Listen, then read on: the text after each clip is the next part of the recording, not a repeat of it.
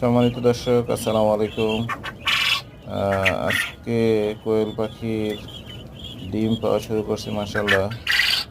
কোয়েল পাখি বাজার থেকে নিয়ে আসছিলাম, সম্ভবত 20 থেকে 25 দিনের হবে। তো আমি নিয়ে এসে 17 দিন পালার পরে ডিম পেলাম।